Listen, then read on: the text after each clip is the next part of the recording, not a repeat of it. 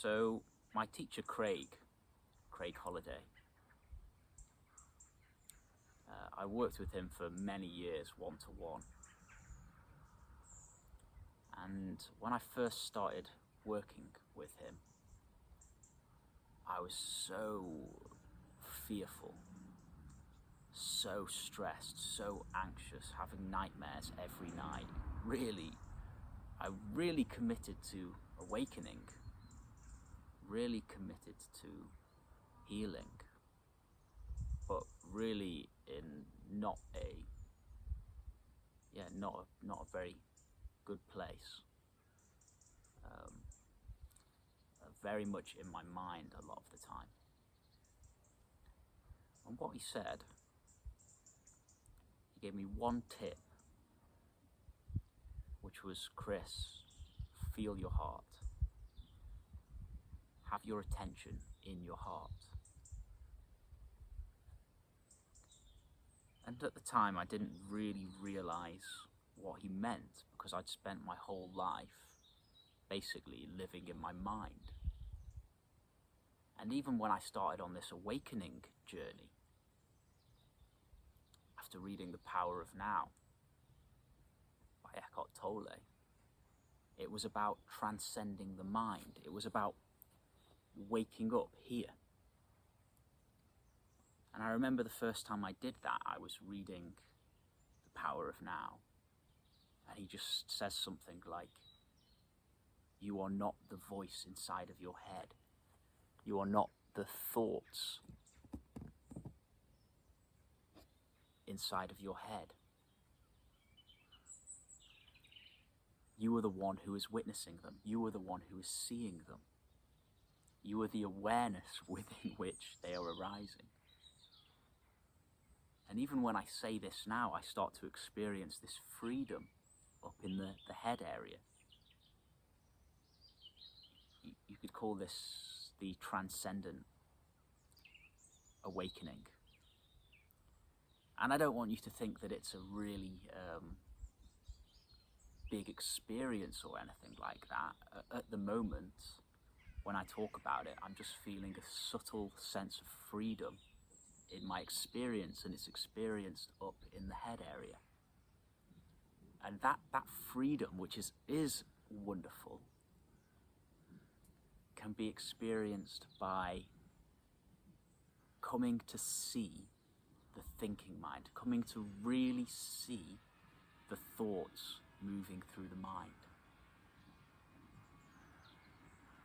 And when you come to see that these thoughts are just like little bubbles of energy moving through your mind, they're not who and what you are,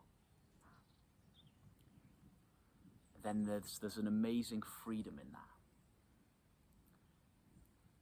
So if you haven't read The Power of Now by Eckhart Tolle, read that first chapter and it might really do something for you.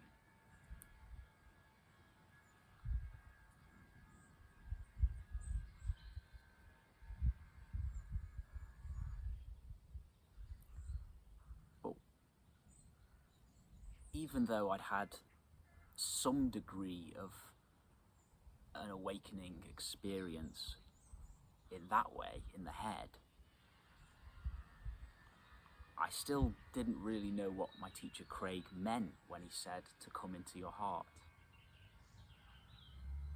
to feel your heart, to be in your heart. And so what I started doing, I remember walking through the woods near here actually, and I'd be in some crazy fear that I used to have, fear that I was going to lose my mind, fear that I was going to die soon, or all these fears that I used to have. Fear has been my journey really. Fear has been my biggest teacher. Terror at times, intense terror at times. And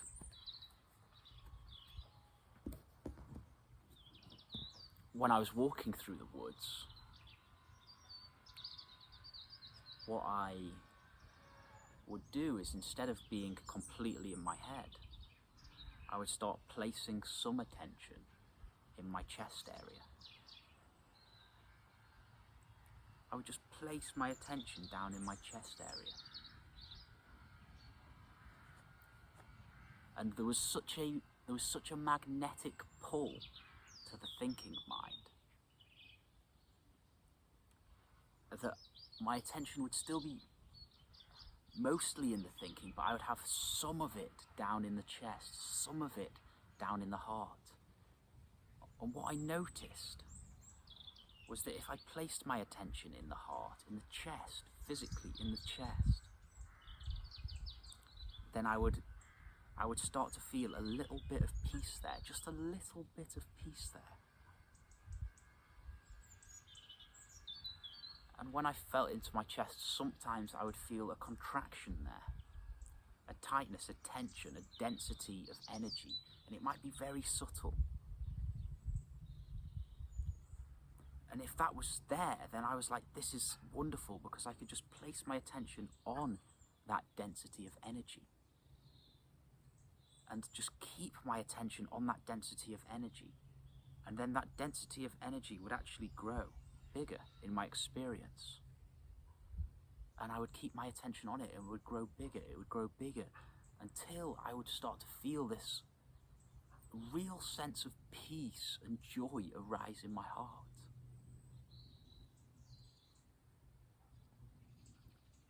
And over the years, this has been a real practice of mine, to allow my attention to rest, to be in this area of my heart.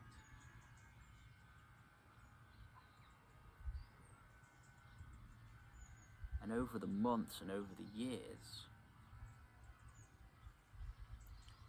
that peace, that subtle, slight sense of peace, that slight sense of this feels better than being in my mind, has grown into this experience of joy and love, which is completely without cause.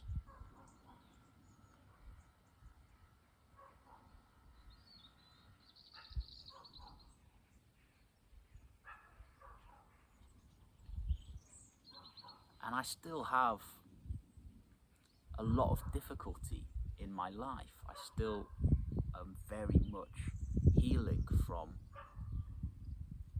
an incredibly intense period of suffering in my 20s. I'm still healing from it, and so I still experience a lot of difficulty. But I have an incredible jewel now. I've discovered my heart. And this was not a discovery that happened like that. There hasn't been a shift. There hasn't been a moment of suddenly being in my heart. This has happened gradually, bit by bit, through life, continuously beating me up, through things continuously not going the way that I've wanted them to go, through waves and waves of emotion and trauma and struggle and difficulty and challenging mind patterns.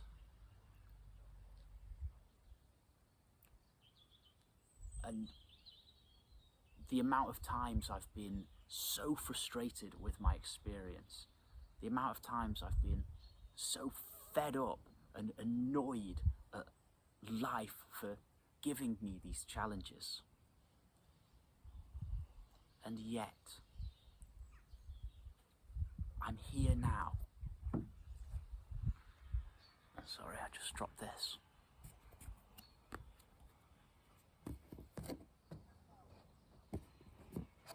And yet, I'm here now, and I'm completely okay. Everything I worried about happening hasn't happened.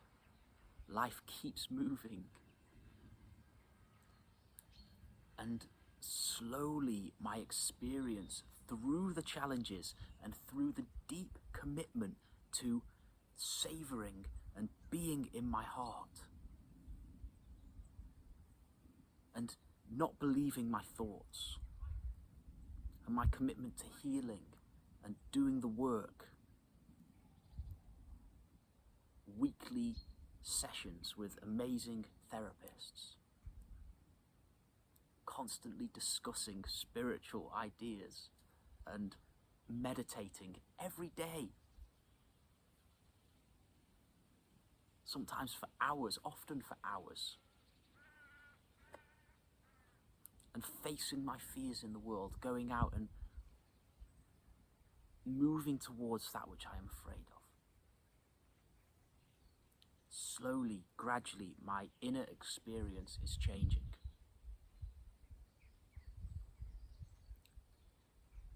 And I know what it means to be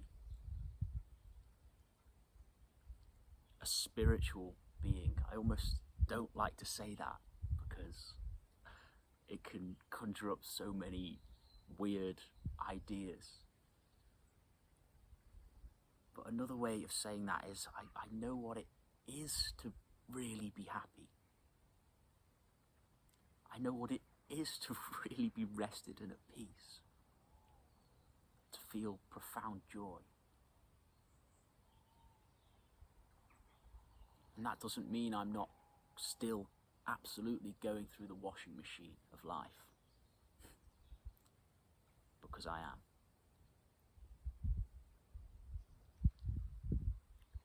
But it is an ever deepening experience. And no matter what you are going through, no matter what you are going through, this isn't happening to you as a victim. This is happening for you, for your own awakening, for your own growth. And it can feel like you've been stuck in this for years. It can feel like you're not making any progress, but this isn't on our time. This is on life's time.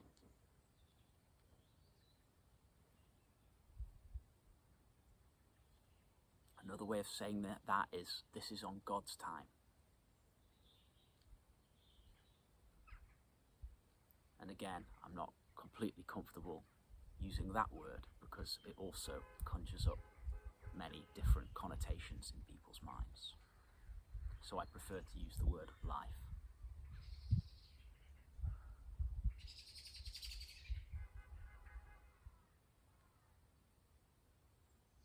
But if you make a wholehearted commitment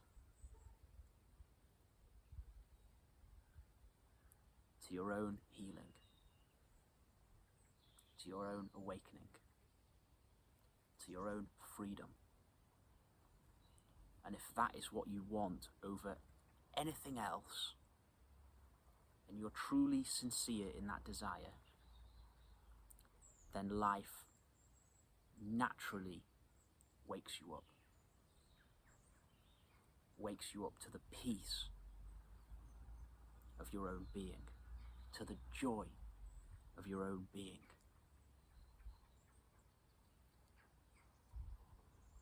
To happiness.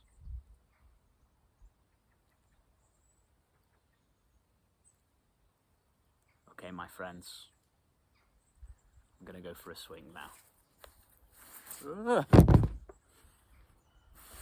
The wheelie bin's in the way. Okay, namaste.